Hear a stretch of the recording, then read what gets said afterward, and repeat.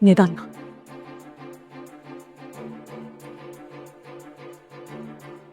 さすれば与えられん。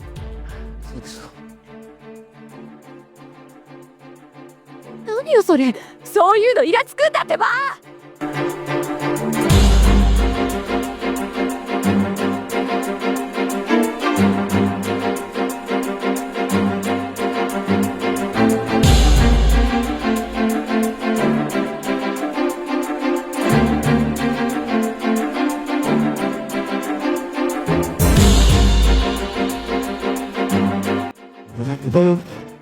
分かってたんだよ姉さん。待ってちゃダメだ。ねだっちゃダメだ。それに行くんだ。なんだ今の。何が起こってる。記録はダメだし、早すぎて眼帯とカメラでは追いつけません。まさにタイプゼロが進化したとでも言うのか。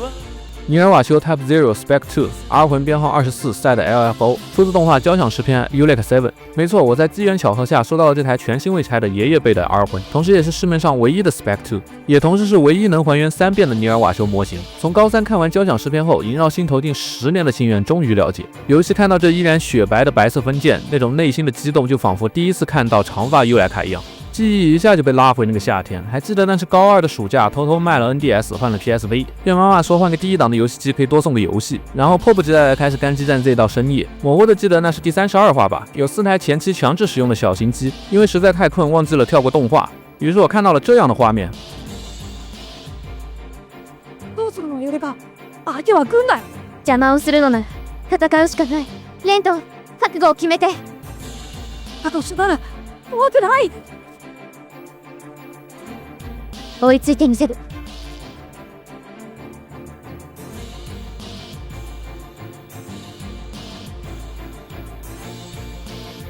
我至今认为驾驶机器人踩在滑板上在天空中冲浪是人类最大胆又最浪漫的幻想。如此简单又纯粹的设定胜过了任何花里胡哨的超能力战斗，直接震颤了我当时算不上幼小的心灵。尤其是配合上这飒爽的 BGM， 对于一个曾经玩乐队的人来说，对好音乐是毫无抵抗力的。于是马上开始搜索交响诗篇，名字很奇怪，但当时的 B 站已经有高清资源了。虽然已经记不清是哪位英雄了，但我记得有50G 以上的正片和一部叫《彩虹满载》的剧场版。我虽然和99%的人一样先看剧场版，但那纯粉丝向的剧场版在当时的我看来简直一头雾水。尼尔瓦修也没有给我留下什么深刻的印象，除了这段作画炸裂的板野马戏，也就只剩这个弗兰长发的优莱卡。毕竟对于一个牡丹的高中生来说， To Love 里不喜欢小姨子，喜欢这个蓝绿发妹，再配合上民种加之的声线以及超级可爱的恋爱戏码，XP 的暴动是难以抑制的。于是为了多看2眼优莱卡，我义无反顾的从头开始追正剧。没错，就是这么单纯。只不过多年后回头看，真得好好感谢当初这个单纯的决定。尼尔瓦修的机设并谈不上帅，运动员紧身衣一样的造型，配合上过于长的手臂，如果不踩着运动滑板动起来，那确实没有多看一眼的动力。就像一开始的蓝盾一样，除了开篇上演的这一段 cutback drop turn 以外，那至于优莱卡是痴汉又幼稚的表现，以及前期不温不火、平平淡淡的调性，差一点就劝退了我。然而随着 OP 更换为这首 Shonen Hustle， 金田知己和佐藤大开始了逻辑严密、剧情紧凑的输出。我操，尼尔瓦修居然！我操，优莱卡原来……抱歉，我不想剧透，看过的兄弟都懂。我更希望安利给没看过的兄弟去看，尤其是对蓝盾成长的描写，从这段离家出走的剧情开始，直接封神。当你刚开始认为你对世界很重要的时候，这个世界才刚刚认可了你的幼稚。剧情完美的表达了少年凯歌中的这句话，所有的一切随着剧情以及熟悉的 OP Days 一起积攒在32话爆发，于是就有了开头尼尔瓦修进化成 Spec 2的名场面。那是我第一次欣赏到了尼尔瓦修的帅气。于是在那个闲鱼还充斥着骗子的年代，在淘宝上疯狂的搜索 Spec 2的信息。然而作为09年的老胶，750还得等日本海淘的现货价让我望而却步，只等买了当时还算便宜的 No.66解拆。如今10年曾一别，真露此相逢，看到当年万代对他是如此的上心，连说明书都是全彩的，真可谓相顾无言，唯有泪千行。作为一块接近上古的老物，万代对可动的设计却能称得上出色。2段脖子关节拉出可动，衣领内衬的电镀涂装，就算今天看来也值得说一句良心。头部360度球关转头无压力，左右的歪头也能在双关节的加持下得以30度的保证。胸口的透明键车灯细节非常漂亮，大臂根部多一段细长球关连接，增加10度前伸，肩胛也是球关连接。为了进一步增加平台的可动，大臂根部的上台做了2段的上台结构，最终能达到135度的平举幅度，关节的把持力度目前看来还算正常。360度的大臂水平转动自然安排上，并且还有古早的曲肘双转关节隐藏设计，曲肘幅度接近180度，手部可动非常不损。腰部是一个大球关与胸部相连，球关的上面是一个可以前后转动的转轮关节，这个关节主要为了变形服务，所以理论上能挺胸达到90度，但是胸甲没有做抬起，导致弯腰受到干涉只有15度左右。大腿的平台只有接近60度的幅度，能明显看出来沿用的是罗伯魂1号兰斯洛特的古早设计，可以看出来是腿甲的干涉导致不能90度，但在那个年代算是超可动的。而且由于没有裙甲的干涉，135度的前踢不要太轻松，后踢自然也是如此。膝盖双关节接近180度弯折，不过膝盖下半部没有填充，有点像骨折。脚部左右的小翅膀做成了球关，背后的轮胎涂了银色的金属漆，且能正常的转动。脚踝用了经典的插入式斜切关节，左右的接地都能达到45度以上，方便站滑板上。而垫脚和抬脚又因为设计变形关节，幅度更是大的惊人。除此之外，本体的肩甲后端还开了方形的孔位，还原搭载尼尔瓦修唯一的近战武器——小刀、小飞镖还是小匕首。不过好像每台 LFO 的近战武器都是这种小匕首。最后就是本体中的本体滑板了，表面有凹槽，直接跟脚下的桩连接即可。虽然短，但紧实度还是非常不错的。不过作为第一台 LFO， 连接桩没有做隐藏，而是直接替换，对比后期的产品多少有点吃亏。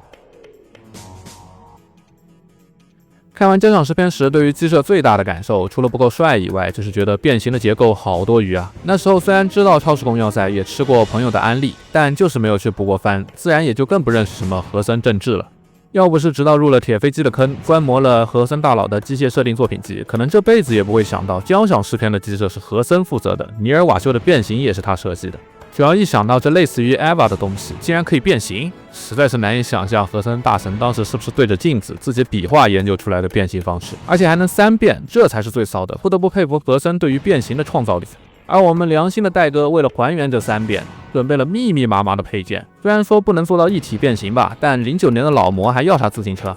首先先变飞机的形态，把原来的头部连脖子一起拔掉，衣领的部分会跟着一起拔掉，小心损坏。然后拿出这个替换的缩进去的头，照着原来衣领的位置的那3个洞插进去就好了。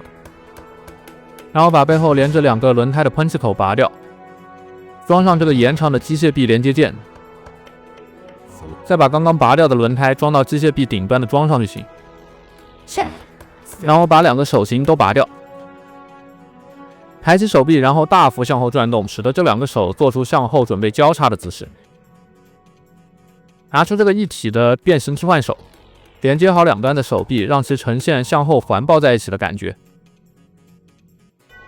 拿出一个半截的小的滑板，去扣住胯下中间的孔洞，然后再将整个下半身向后90度的折叠。接下来建议把腿部先拔掉再操作，屈膝到90度，露出膝盖下方的空档，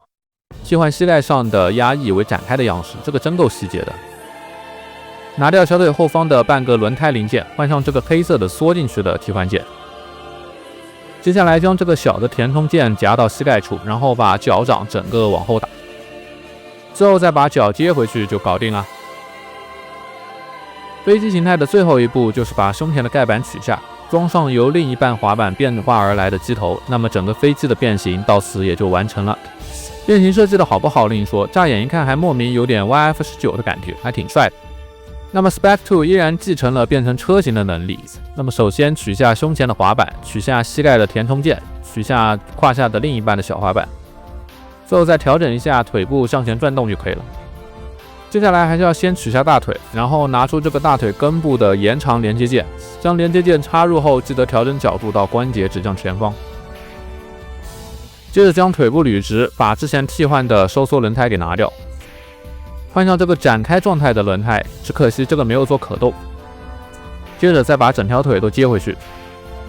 然后旋转轮胎的朝向，记得得拔下来转到对应的锁扣上，轮胎要与侧面平行，这个大的轮胎倒是给了转动。最后把小的2段替换滑板拿出来，缩到肩胛底部的凹槽中，让滑板能够完全遮住2条腿就可以了。车的造型相比飞机来说，我认为还原的会更加出色一些，只是可惜老塑料太脆弱了，这期评测结束以后也就不能再折腾它了。OK， 那么本期饱含着厨力大爆炸的老物测评也就接近尾声了。非常感谢万代当年还是留下了这么一款产品，还我一个念想。其实还有一些没有提到的细节，比如这个可以更换，还原为红色遮盖的驾驶舱盖，这个超级还原的滑板背面以及它的缩小替换件，替换件可以挂到肩胛的下方，还原滑板的搭载状态。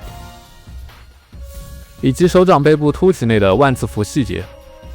可以说，这支 R2魂从现在看来，细节和良心都是给的很足的。戴哥当年对交响诗篇真是给足了面子啊，只可惜还是叫好不要做了，以至于如今砸钱做了第2部和新剧场版，虽然剧情都做得稀巴烂，但都没个像样的联动产品推出。也不知道我心心念念的尼尔瓦修 Spec 3跟 Spec 4会不会要等到我孙子烧给我喽？